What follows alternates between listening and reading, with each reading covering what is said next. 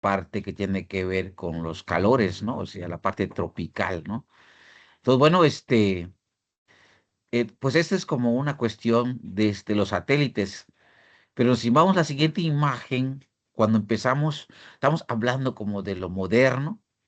Todo mundo ahora cuando amanece, a veces uno quiere saber qué va a pasar con el tiempo y enseguida uno empieza a ver los pronósticos que señalan, pues, los centros meteorológicos o lo que están atentos en relación al estado del tiempo, ¿no? Entonces, bueno, pues es interesante, pues hay que recordar que en cuanto a estos temas, eh, pues de alguna manera está relacionado a nuestra vida, ¿no? Porque si, por ejemplo, queremos cosechar, pues lógicamente tenemos que saber si va a llover, porque depende que vamos a cosechar, ¿no? Otra cosa, si sabemos que tenemos los que tienen milpa, cuando llueve, sobre todo en estos tiempos de enero, febrero, hay la cosecha del frijol o de los ibes, pues se echan a perder, ¿no? Se quedan amargos porque le entra la humedad, ¿no? Entonces, en cuanto al manejo de esos temas se vuelven complejos, en nuestra siguiente gráfica, Jorge, entonces podemos ver entonces algunos apuntes que vamos desarrollando. Ustedes están en un lugar privilegiado, los 4 o 5 años que pues tienen la oportunidad de estar en la UADY, este, es interesante porque son los tiempos para analizar los temas que tienen que ver con la carrera, ¿no? Entonces, estar en la universidad implica pues el tiempo entre la parte académica, la parte práctica, no sé, rato escuchaba las indicaciones para estar en campo y bueno, y sobre todo esta relación entre lo que vemos en la parte teórica y la práctica, pues se vuelve interesante. En mi caso tuve el privilegio desde la universidad, pues estaba yo muy inquieto, no era una tarea escolar, era generalmente los fines de semana, siempre lo pasaba viajando, a veces los viernes a bordo de un autobús y me voy a Oaxaca y de allá me voy a la zona de Tlaxiaco y de allá pues voy, para que tengan una idea, uno estando allá, pues lógico, no hablo el idioma de allí, no conozco bien el territorio, pero hay una invitación de mis maestros por conocer. Pero bueno, si bien muchos de los que están ahorita conectados, a veces cuando estamos de estudiante tenemos muchos miedos. Uno de los miedos es precisamente preguntar, ¿verdad? La otra vez es también en esa pregunta, generalmente tenemos problemas a veces para formularlos. Depende de los actores quien está a nuestro lado, ¿no? Y entonces, bueno, y este sentido, en mi caso, imagínense cuando yo tenía la edad de ustedes, tienen 19, 20 y tantos años, yo tenía como 22 años, iba a esa zona de Oaxaca, lógicamente después de un poco más de 18 horas viajando, todo cansado y molido, pero como uno es joven, no se cansa mucho. Entonces, imagínense preparar un tema para compartir, sobre todo en la academia, uno lleva su acordeón, su PowerPoint, pero ante la masa campesina, la gente que está ahí, a veces ellos pues verán los PowerPoint, pero quieren cosas prácticas, ¿no? Porque dirán, pues, ¿qué me va a enseñar ese chamaco, no? O sea, gente de, ponle de 50, de 70 años, que ya saben el manejo de todo, ¿no? Pero bueno, es ahí donde empieza esa parte de la relación, ¿no? Porque es importante empezar a revisar, pues, esas experiencias que hay y tenemos que vencer nuestros miedos, ¿no? En mi caso, imagínense un muchacho todo así jodido, pues con todos mis acordeones se me olvidó, me agarró el pánico escénico, porque no son mis cuates del salón, sino que son gente que seguramente me están cuestionando, o sea, se ve en sus caras, sus ojos. Imagínense cuando tenía en ese caso, para hacer un injerto, pues se me olvidó el nombre de inclusive de la planta que tengo en la mano, y se me olvidó inclusive el cuchillito este. Todo se me olvidó. Agarré mi acordeón, empecé a temblar. Tampoco podía leer porque estoy temblando. Mi espalda mojada, a pesar del frío que había en esa zona. Estaba frío de sudor. Una temblorina que me agarró, que es cuando yo, por un lado, estaba en la carrera de ingeniero, en este caso en fitotecnia, pues digo, tengo que vencer ese miedo, tengo que hablar con la gente, tengo que discutir con ellos, pero ¿cómo, no? O sea, uno siempre pues tiene esos detalles. Pues es ahí donde empieza a mezclar esta parte de la radio, entonces empezar a trabajar con las comunidades campesinas, entonces salir a práctica a campo es cuando te muestra la realidad, inclusive te das cuenta que estar pues en la academia solamente te da pues algunos cimientos, o sea, las piedras del simiente de la casa, la levantada de la casa, que es el conocimiento individual, pues cada quien lo va a hacer, ¿no? O sea, de acuerdo a sus perspectivas, de acuerdo a sus fodas, fortalezas y debilidades. Entonces, bueno, en este caso, imagínense ya los años han pasado y además dominar el idioma. En mi caso, pues tuve el privilegio de niño hablar el idioma maya, aunque mi formación universitaria fue más en el centro del país, pero pues termino regresando acá. Terminados mis estudios de universidad, me regreso al territorio porque mi intención son varias. Una, quiero revisar esos temas que tienen que ver con la sequía. Otra intención es entender el modelo de la milpa, que ya que me enfrenté a ello cuando era muy niño. Por otro lado, también empezar a revisar esas perspectivas que tienen que ver por qué se hablan de que los conocimientos locales ya no funcionan. Y yo siempre me cuestionaba, sin ser antropólogo, si en realidad eso sucedía. En la siguiente imagen podemos ver entonces, en esta relación de este análisis que hacemos entre la propia comunidad, podemos ver esta perspectiva, no sé si la otra imagen, Jorge, eh, Sí, podemos ver entonces algunas ideas, algunos apuntes. ¿Cómo es que al entrar mi servicio social, yo no soy comunicador de formación, prácticamente de formación? Porque el pretexto a mi regreso a Peto, a la zona indígena, zona milpera, fue la radio. Mi servicio social universitario lo hice en la radio. Y muchos me decían por qué hice el servicio allá, porque no estudié comunicación. Y mi talacha era entender la lógica maya, entender también los elementos agronómicos, empezar a buscar las coincidencias de los conceptos o, o en su caso también las descoincidencias, o sea, la falta de similitud, empezar a revisarlos en esos ángulos. Y para mí, haber vencido parte de esos miedos, pues la radio, pues no solamente entro a hacer el servicio social, ¿no? Termino mi servicio social, me adentro a la formación agronómica, pues traigo la formación milpera, la universitaria, quiero quedarme en el territorio, pero las dificultades en el territorio es variantes. Uno es que, pues no hay lana que te paguen los campesinos. También los gobiernos, pues lógicamente tienen que afiliarte a algún partido para que te den chamba. Y luego en las universidades también tienen sus grillas. ¿Cómo incrustarse en medio de esta realidad compleja? Sobre todo analizar los orígenes y trabajar esos temas. Pues la radio me sirvió como un poderoso vehículo o vínculo, porque empezamos a discutir temas, no solamente como locutor, como investigador. Desde 1994, 95, 96 formalizo esa relación con la de la universidad, del 94 con la universidad y con la radio. Todo esto lo voy bosquejando en mi libro de relatos para poder entender entonces en la siguiente imagen cómo es que esta relación de empezar a dibujar un proceso, pues empezar a recordar en la radio no solamente las experiencias de mi niñez, de mi adolescencia, porque este señor que ven, muy conocido en Oaxaca, don Diego Martín Briceño, él me decía, no me decía Arush, me decía Bernardo, porque no tenía ese apodo. Estaba yo en el bachillerato, en el CBETA 118 de Oaxaca, y me decía, si no tienen clase, vente a la parcela, lo que sea, aunque sea 3 horas, 4 horas, Lailich Iche, siempre es algo de dinero. Entonces íbamos a la parcela, aunque llegue a las 12 del día, me da un pozolazo, termina a las 3 de la tarde, vámonos.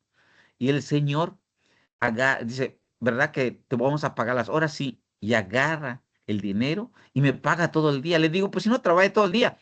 No, es que es un esfuerzo que vienes a realizar conmigo y con los que están aquí, porque los estudiantes, pues muchos de ellos se pierden en el camino de la vida, pero si vienen a aprender de nosotros, hay que premiarlos. Me lo dijo este señor cuando era más joven. Hoy reconozco parte de esas experiencias porque con él aprendí muchas cosas del manejo lunar. Aprendí sobre todo algunas técnicas en cuanto a la cuestión de la injertación, el manejo de los tipos de suelo. Este señor que ven que le hice un homenaje hace un año, no solamente entregando el libro, sino que hicimos un evento con él como una forma de reconocer ese vínculo con aquellos que estuvieron alrededor mío cuando era muy chavo, era adolescente, y sobre todo recordar esa perspectiva. Imagínense recordar en la radio y por otro lado discutirlo también con la audiencia. En la siguiente imagen, esas discusiones de los conceptos, sobre todo si en realidad esos conocimientos son vigentes o no. Bueno, de repente muchos de nosotros empezamos a ver imágenes por todos lados en América Latina y en gran parte del mundo.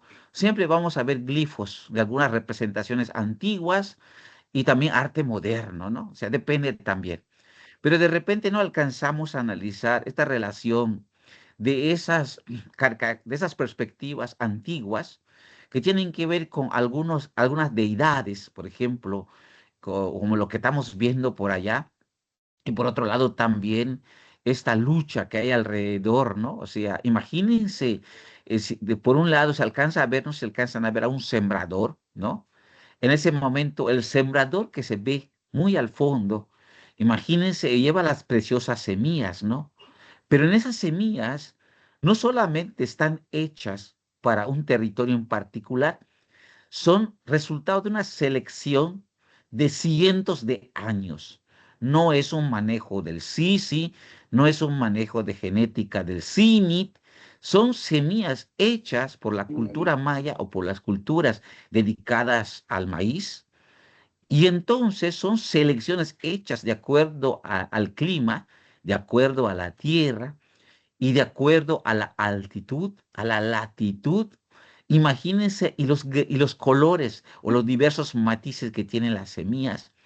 Pero esas semillas hechas desde los tiempos pasados están conectados con un conocimiento que en la antigüedad se podría ver como Yun-Ik, el viento, y también podría verse como Yun Chak, ¿no? O Yun, pero no, algunos pueden decir como Yun, pero Yun Chak, o el señor de la lluvia, o Tlaloc, pero podría verse también Uyumiklum, o sea, los dueños de la tierra, y no perder de vista al Yum del Kak, ¿no? O sea, el juego, ¿no? El que cambia, el que genera procesos, ¿no?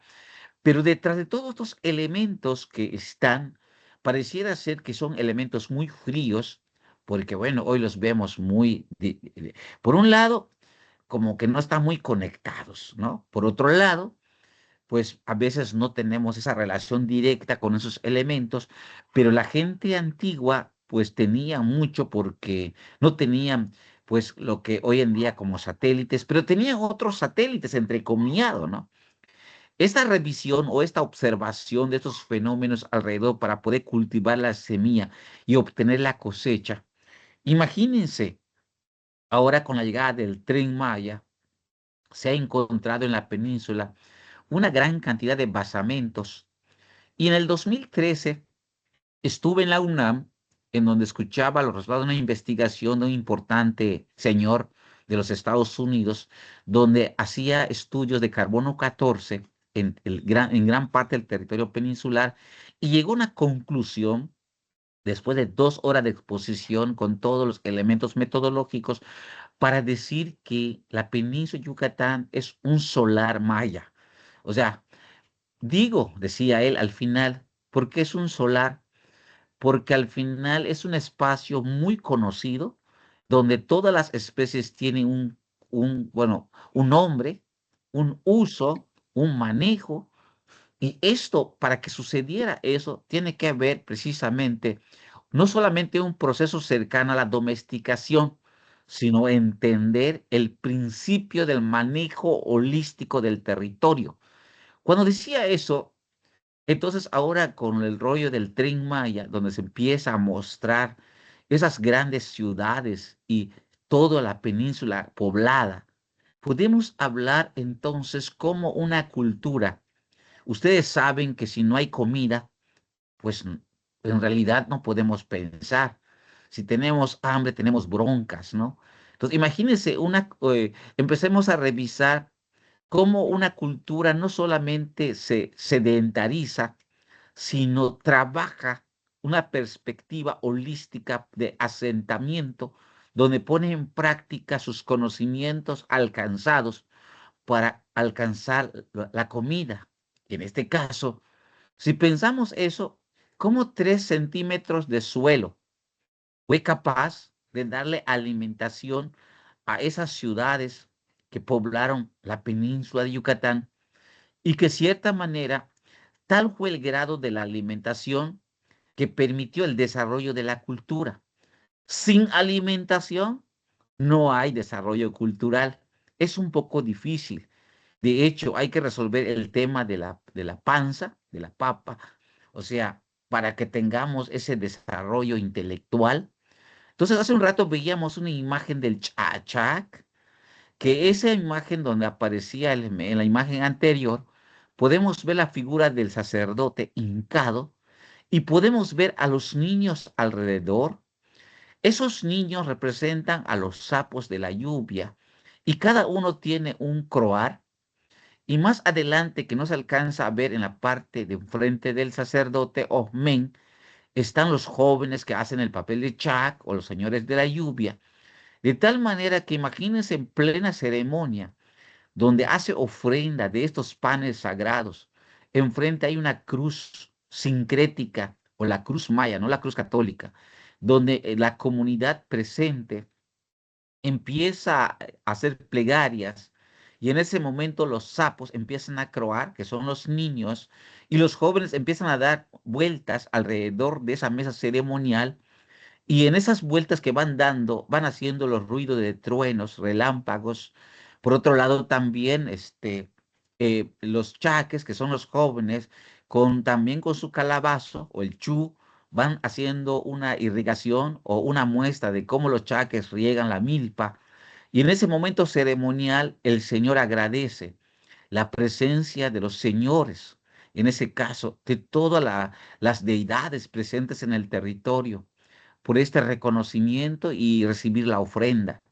Que esta parte pareciera ser romántica, pero es un modelo de transmisión de conocimientos, en donde por un lado los niños van conociendo los elementos básicos de la agricultura, los elementos que intervienen a través de poderosos símbolos, como el caso de los chaques, ¿no? Ellos también como los No. Para animalitos, aceptar un adelanta saldo de y entonces, pues va a haber detalles, ¿no? Pero aquí lo interesante es que este vínculo entre los niños y la gente grande, que se va dando ese vínculo de comunicación, pero todo esto tiene que ver con los principios del ser milpero. El, el milpero no es de mil peros, sino que trabajar un modelo que permitiera vivir en tierras que a muchos no le llaman tierras agrícolas porque no hay mucha tierra. Pero aquí, pues es todo un modelo de producción y de sobrevivencia. En la siguiente imagen podemos ver entonces cómo que estos niños que por un lado vimos la inducción en práctica, pero cómo desde muy chamaquitos son inducidos a una ceremonia aparentemente individual en donde son presentados. No es un bautizo como tal, es la presentación ante las deidades. Esa cruz que es verde sincrética es la cruz maya que tiene ese papel de posicionar a los hijos de la milpa, tanto niños y niñas. Las niñas tienen que estar en una posición de 3 meses, se le hace la ceremonia, y los niños a los 4 meses en relación a los puntos cardinales de la milpa. Pero alrededor de la ceremonia giran elementos básicos para poder entender esa lógica milpera, que tiene que ver con el Hetzmeek, de hecho, de esto relato bastante, pues, en publicaciones hechas en internet, que se llama El Hetzmek y el Ser Maya. También el libro mío tengo publicado íntegro el texto de cada uno de los elementos y su importancia como concepto para poder entender la milpa. Y aquí interviene entonces el G, que significa huevo, interviene el K, que significa polvo de maíz, pero es como aludiendo al tema del K, como la historia. El que no conoce su historia está jodido. Tienes que conocer tu historia, porque la historia te permite ver tu pasado, interpretar tu presente y saber tu futuro, ¿no? Si ustedes decidieron estudiar agroecología, seguramente hay un pasado que los indujo y estar en esta carrera para revisar si efectivamente este proceso les permitiera dar los elementos para poder trabajar en el entorno, pero eso va a diseñar el futuro. El GESMEC tiene algo parecido. En la siguiente imagen, entonces, en esta inducción que tiene que ver con el conocimiento desde cuando uno es bebé, los 4 meses de los niños en referencia a los 4 puntos cardinales de la milpa, los 3 puntos o los 3 meses de la niña cuando hacen la ceremonia en referencia a las ceremonias propias de posicionamiento de la niña ante un espacio. Aquí no es exactamente una competencia de hombres y mujeres, que muchos del occidente hoy en día con su tema de género quieren mostrar la división, cuando en la cultura maya no, es complementaria. O sea, el hecho de que haya simbolismos por, en este caso, por su género, no significa que están separados, sino que significa que comparten esos espacios, pero hay responsables, ¿no? En el responsable de la milpa gira alrededor de los varones, pero no significa que no entren las mujeres. En el Hetzmek, donde se hace los tres para las niñas, que tiene que ver con el simbolismo de la cocina, no significa que ahí se quede, pues, precisamente la que haga la labor doméstica, la que haga más trabajo. Es en referencia a la transformación de los alimentos y la transmisión de la cultura, ¿no?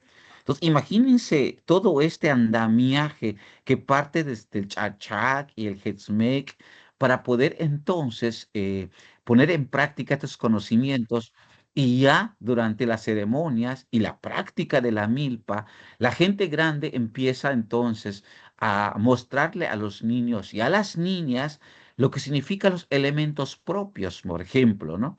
Mientras los meteorólogos andan diciendo, hay mucho mucho sereno, como vemos en esta imagen. Inclusive dicen, habrá mucha sequía, porque eso pronostica. Para el pueblo maya no, depende de la hora, ¿no? Y esos registros nosotros hemos perfeccionado a partir de la inducción de hace más de 30 años en la radio, analizando los elementos que hay alrededor de nuestra audiencia, poner en práctica pues esta revisión y esos detalles que tienen que ver con las cabañuelas, hoy conocida como shocking. En ese entonces veíamos diferentes medios de comunicación, investigadores, como estaba de moda el tema de las semillas mejoradas, híbridas, transgénicas y el paquetazo de la revolución verde.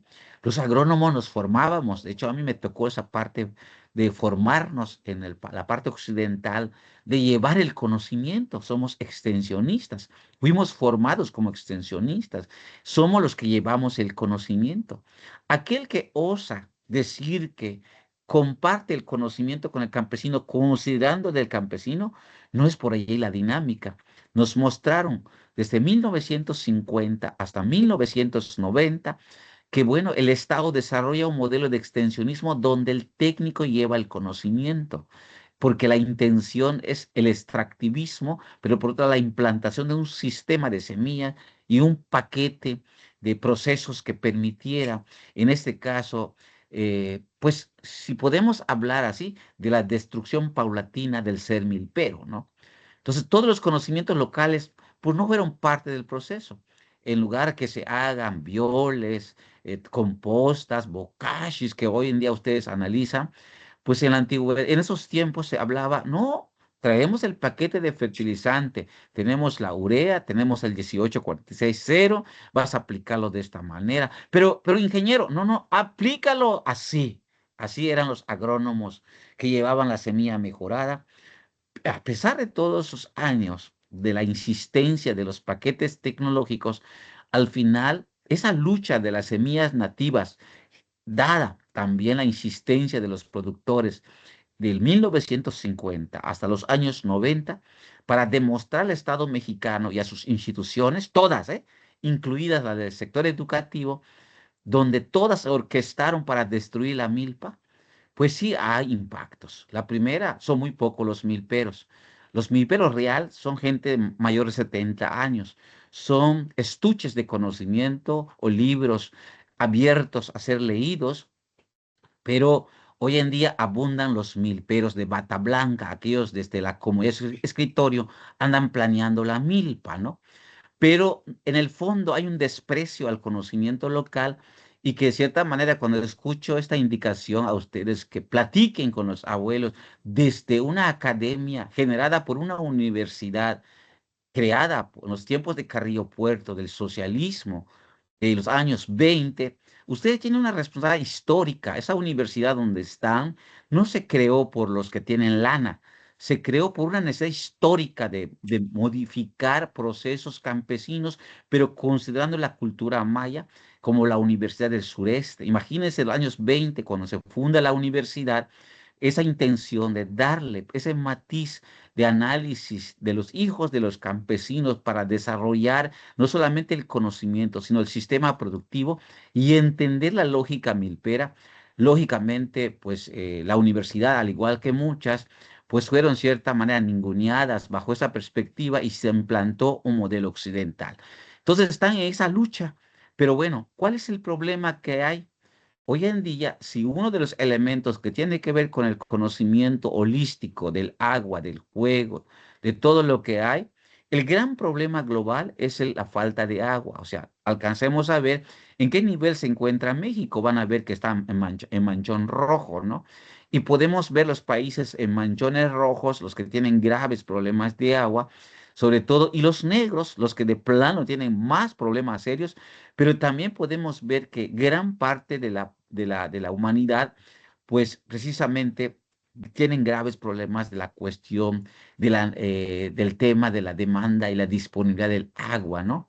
Y entonces eso tiene mucho que ver con el proyecto que permitiera cómo generar alimentos a las nuevas generaciones. Y creo que desde el terreno de la agroecología es importante entonces empezar a revisar esos matices conceptuales desde los territorios indígenas y que por suerte estamos en la península de Yucatán y que están los elementos visibles y cierta manera lo que hay que ver, empezar a posicionarlos. En la siguiente imagen entonces podemos revisar cómo es que estos conocimientos que tienen que ver qué es lo que nos espera en los próximos años. En esta imagen que sigue, Jorge, podemos revisar entonces qué tenemos que realizar, qué podemos hacer.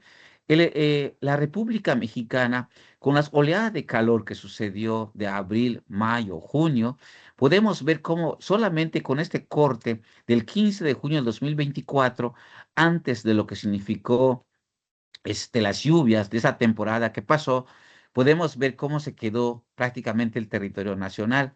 Si lo alcanzan a ver cómo está, allí está, pues precisamente la gravedad del problema, ¿no? O sea, las oleadas de calor no solamente por vez primera nos puso a temblar a todos. Imagínense una oleada de calor, inclusive un mal manejo a las granjas de gallina y todas son gordas, pues muchos van a fallecer.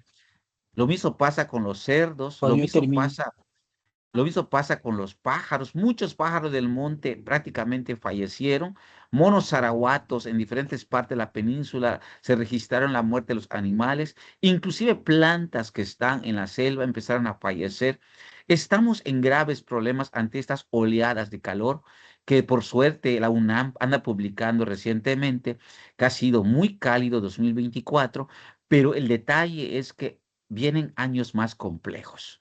Entonces, bueno, en este sentido, entonces, en la siguiente imagen, podemos ver entonces que estamos ante una crisis que apenas la semana pasada o las semanas, hace algunas semanas, podemos ver que solamente algunos vientos de Santa Ana.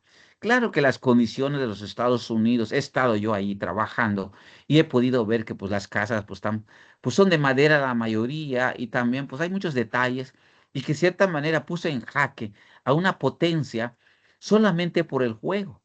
De hecho, o sea, empecemos a revisar las antiguas profecías mayas en donde se hablaba en aquellos años, hace muchos años, de que va a llegar el día en que no habrá agua y para que accedas al agua en una cáscara de cocoyol te lo van a entregar a cambio de que entregues tu hijo.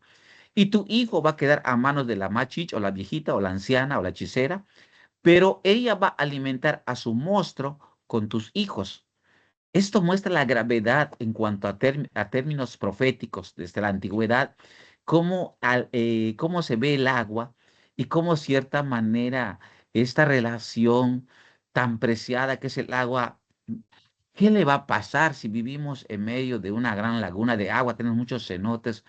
A lo mejor se contaminará por qué, a lo mejor se contaminará por químicos, a lo mejor, o sea, ¿qué va a suceder? O en su caso va a bajar terriblemente los mantos freáticos por la extracción de Coca-Cola y las cerveceras.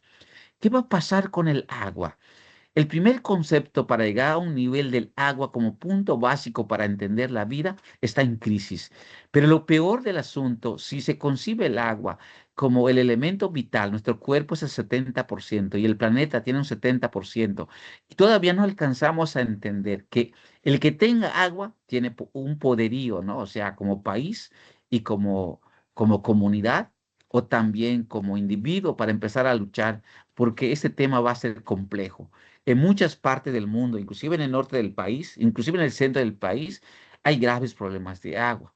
¿Por qué? Porque por un lado están los problemas climáticos de la sequía, por otro lado está el mal uso del agua, que en realidad es más por mal uso, lo que significa tiende a crecer más el problema, porque hoy está creciendo una nueva generación que no entiende esos elementos propios de las culturas originarias, en donde hay una forma no solamente de conocer, sino de proteger los elementos básicos de la vida, porque estas culturas se han preocupado desde los tiempos de la antigüedad, sí hacen la milpa, sí queman los espacios, pero tienen toda una técnica para quemar.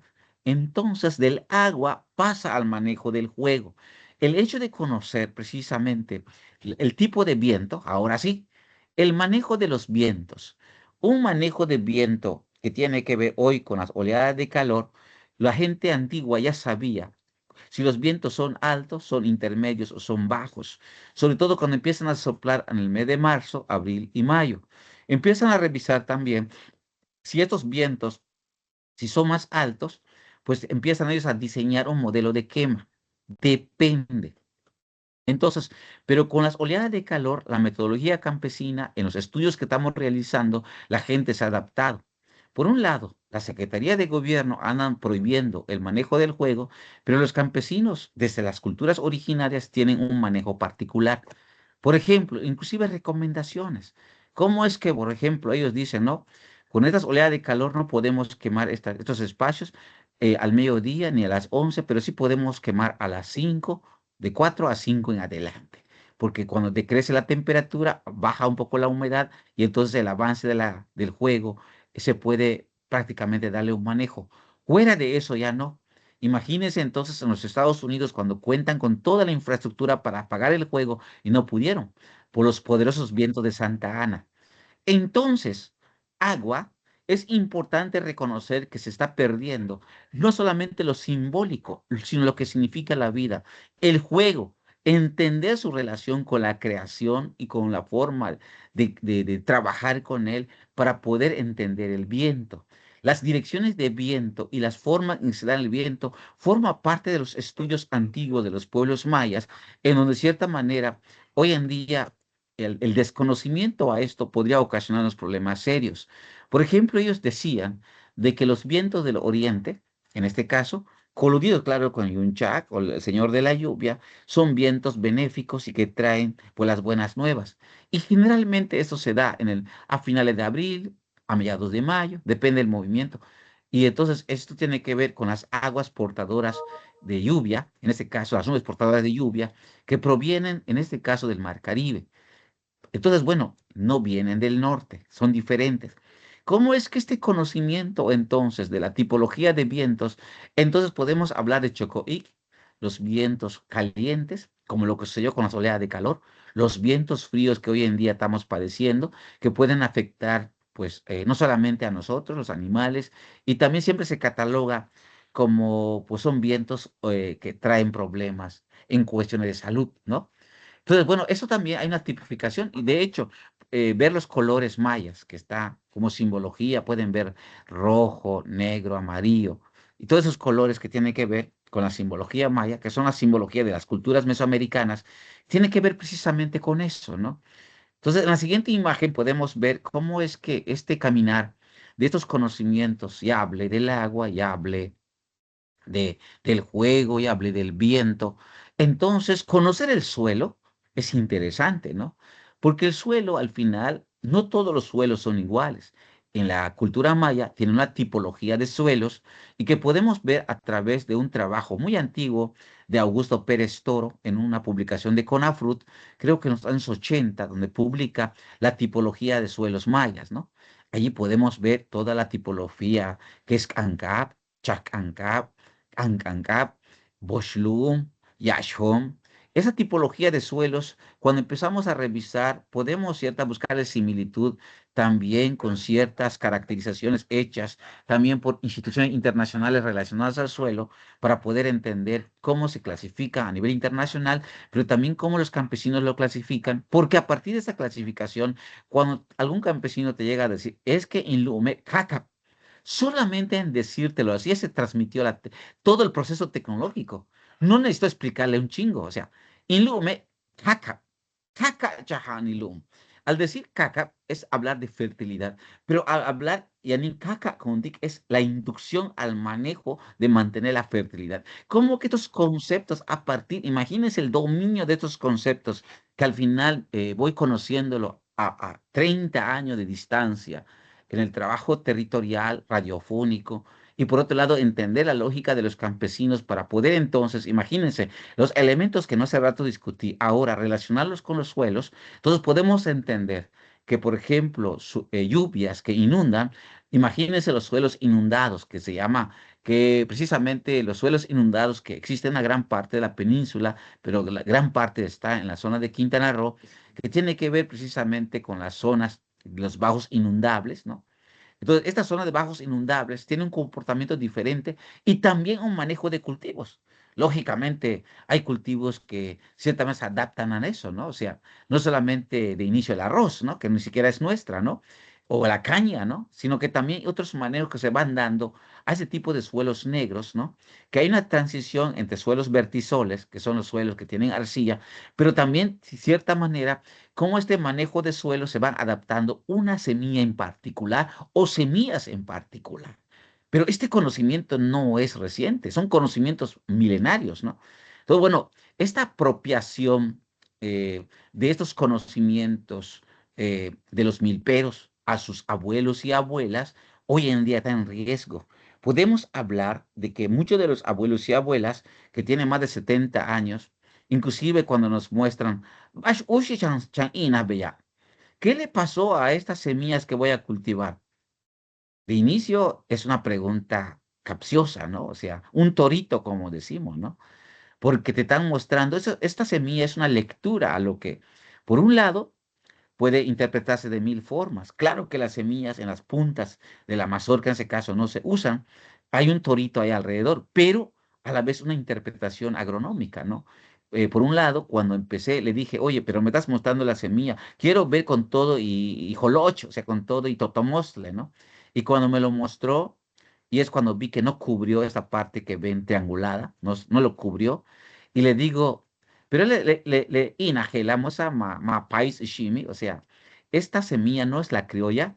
Bueno, esto veo que es como tiene alguna mezcla con las semillas mejoradas. Sí, dice, tengo alrededor de 8 a 10 años mejorándola, pero tiene este problema. Ah, entonces empieza uno a revisar que las semillas que traen de diferentes procesos, el gran problema que tienen esas semillas pueden ser que sean buenas en la producción, pero rápidamente son presas de gorgojos o plagas, pero por otro lado no alcanza a llenar la parte final y por lo tanto ahí entra la humedad. Aunque hay prácticas para minimizarlo, pero el hecho de que esté descobijada, pues le es llamativo a los loros y a los animales del monte, ¿no?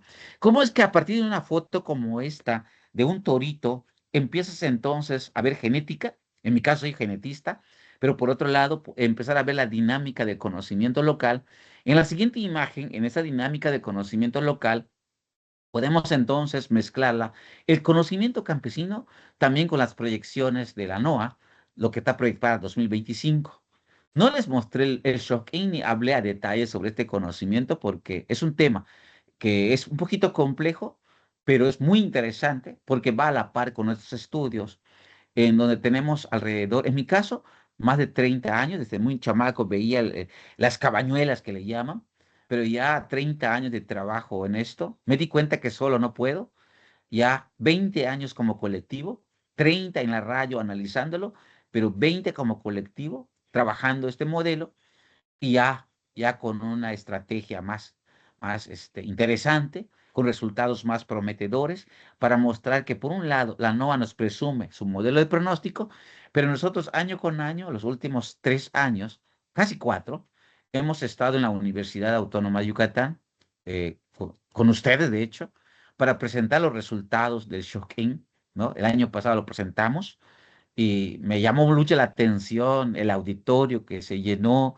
las preguntas que se hicieron por parte de los jóvenes, el trabajo de los académicos, ¿no? O sea, en donde pues nosotros pues estamos haciendo este trabajo desde nuestras filas académicas, pero desde el campo, desde las milpas, inclusive compararlas con las proyecciones de estudios internacionales para decir que el conocimiento campesino de la cultura maya estoy sorprendido. En la siguiente imagen, entonces, podemos ver que esa sorpresa o la forma en que me encuentro, pues, por un lado, mega contento y que no, también uso también los conocimientos actuales satelitales para poder revisar el comportamiento de lo que, en este caso, de lo que estamos observando en el territorio, como las posibles lluvias, inclusive los comentarios de los meteorólogos y los campesinos, se vuelve estratégico, porque al final ningún conocimiento rechaza al otro, los dos son complementarios. Entonces, bueno, en la siguiente imagen, en esta complementariedad, hablar entonces de lo que significa los elementos básicos que existen para poder transformar o generar la vida, que tiene que ver con el juego, con el agua, con el viento, con el suelo, implica entonces conocerlas para poder transformar nuestra realidad productiva. Entonces, de tal manera que cada vez que tengamos una oportunidad, pues de estar en estas prácticas en donde ustedes ponen pues también en marcha parte de ese sistema que ya conocieron a nivel teórico, les permitiera hacer referencias ahora en los diálogos locales y por otro lado también si están en los próximos años como profesionales, recuerden que este conocimiento proviene de las culturas mesoamericanas y que lamentablemente hoy en día es presa del extractivismo académico de los milperos de bata blanca. Lamentablemente ellos ven desde la visión occidental y no alcanzan a dimensionar la situación real y que no solamente hay que verla desde la milpa de bata blanca y la comunidad de escritorio para planear, sino hay que revisarla desde el contexto regional y local y desde la experiencia individual de los productores milperos. En esa situación, en la siguiente imagen, pues solamente pues decirles que para mí es un privilegio pues compartirles algunos de esos elementos y entonces cuando veamos estos territorios en donde hay las ceremonias, en donde hay estos espacios, en donde están las semillas, en donde están las plantas y el conocimiento de más de 3.000 años, somos una potencia en cultura y en la UADI creo que tienen una oportunidad con sus maestros y tutores que les permitiera no solamente conocer la grandeza de una civilización, por lo menos que nos deja en una interrogante. ¿Cómo lograron producir sus alimentos si el suelo no ha aumentado?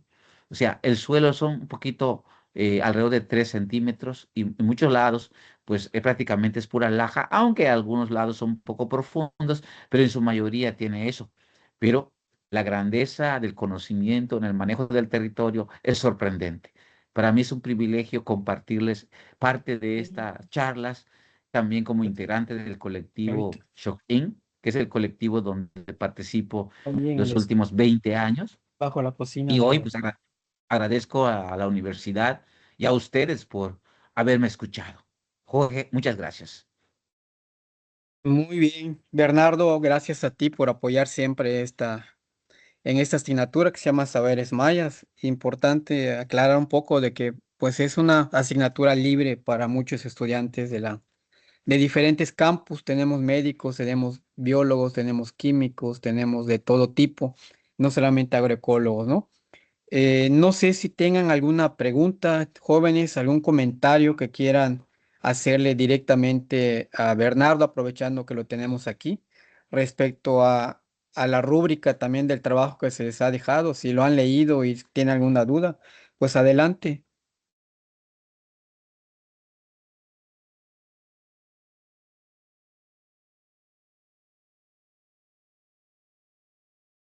¿Están por ahí, jóvenes?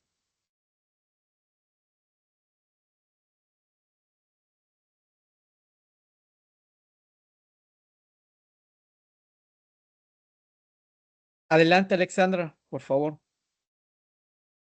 Sí, muy buenos días. Gracias por la plática. Mi duda es, ¿cómo se llama la radio que nos comentaba en la exposición? Me interesaría poder escucharla. Bueno, puedes encontrar en Google, pones XEPET, la voz de los mayas. Son radios del INPI.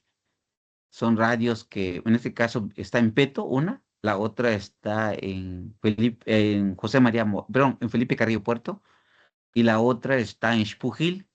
Por suerte, yo fui director de una de las radios en La Xenca, en Carrillo Puerto, y en la HP La Voz de los Más fui personal, ¿no? Desde donde desarrollé programas, hasta la fecha sigo colaborando con ellos con diferentes programas y notas, ¿no? A la radio, ¿no? Y también transmitimos en Xpujil. De hecho, cuando presento los resultados del Showcase en los espacios académicos, se graba y se transmite en esas emisoras. Perfecto, muchas gracias. Gracias, Gracias. Mayen, por la pregunta. ¿Alguien más tiene alguna pregunta, algún comentario? Adelante, Wikapuga, Brandon. Pues ahora sí les quiero agradecer al maestro a señor Bernardo por la plática, que muy buena, muy interesante y sobre todo, o sea, refiere un poco más sobre la identidad del cultivo y todo lo demás. O sea, son muy valioso, gracias. Señor.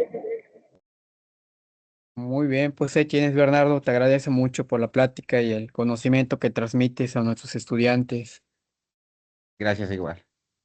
Bueno, yo solamente un poquito haciendo reflexión a lo que el ingeniero Bernardo nos ha platicado hoy en día. Pues si ustedes lograron notar, esta plática hablaba mucho de que los recursos naturales, el Ja, el Ik, el pues no se ve desde esa mirada occidental en los pueblos mayas, ¿no? Sino que se ve como ya lo habíamos comentado en la parte introductoria de la asignatura, como un elemento, como algo más íntegro y que forma parte de nuestra vida cotidiana, ¿no? No lo vemos como solamente el agua que sirve para regar el cultivo, como esa parte occidental que interesa, ¿no? Donde hay agua, pues muchas empresas se van a establecer allá para poder desarrollar diferentes procesos productivos. Sí, y en la cultura maya, pues no se ve desde esa parte, ¿no? Y también ese conocimiento local que se ha generado respecto al manejo de estos recursos naturales que tenemos y que pues hoy en día ese conocimiento está siendo valorado y está siendo difundido por Bernardo Camal en relación a las diferentes formas de ver los recursos, ¿no? El agua, el IC. Algo importante también hablaba de que pues el viento tiene diferentes significados en la cultura maya. Los vientos calientes, los vientos fríos, que pueden ser algunas veces interpretados como buenos, otras veces como malos, y que esos vientos también son llamados en casi todas las ceremonias. El men cuando hace algún ritual, alguna ceremonia, siempre los llama porque son deidades que deben de estar presentes y que junto con los otros elementos pues hacen posible la actividad agrícola o que la milpa se dé, que los recursos se sigan manteniendo para alimentar a a las personas, ¿no? ¿Sí? Bueno, pues si no hay preguntas o comentarios más relacionados a este tema, pues nos veríamos la próxima clase. Su trabajo, el ensayo queda disponible para que lo entreguen en el transcurso de esta semana. y nos veríamos la próxima sesión, ¿no? Pues no sin antes agradecerte, Bernardo, por tu intervención, por la plática que has tenido y seguramente estaríamos platicando para ver la plática del Shokin ya en el campus de Ciencias Biológicas y Agropecuarias, que es un tema muy interesante para los que estudian los recursos naturales. No sé si tengas algo Ya, más que compartir, Bernardo. claro, vamos a revisar todavía, no hemos hecho el consenso, Ujú, todavía pues estamos en la tercera vuelta, todavía falta que termine todo el estudio, leí casi 3 semanas de revisión para ujú. tenerlo como entre los días 20 de febrero más o menos, del 20 en adelante va a estar listo los materiales, ¿no? Espero que realmente lo presentamos entre el 22 o 24 de febrero, por eso tramo de Ujú. tiempo, pero lo platicamos entonces, Jorge, Perfecto, pendientes. claro que sí, claro que sí. Bueno, pues muy bien, jóvenes, pues buenos días, buen inicio de semana. Nos vemos la próxima semana. También la próxima semana tenemos un invitado muy importante que viene de la UNAM, que les va a compartir también parte cosmogónica en cuanto al manejo de algunos recursos. ¿Ok? Pues buen inicio de semana. Cualquier duda con respecto al ensayo, estoy al pendiente. Espero que ya todos estén integrados en sus equipos para poder trabajar el ensayo. Gracias, profe. Hasta luego. Gracias, profe. Buen día. Buen día, nos vemos. Hasta luego, profe. Buen inicio.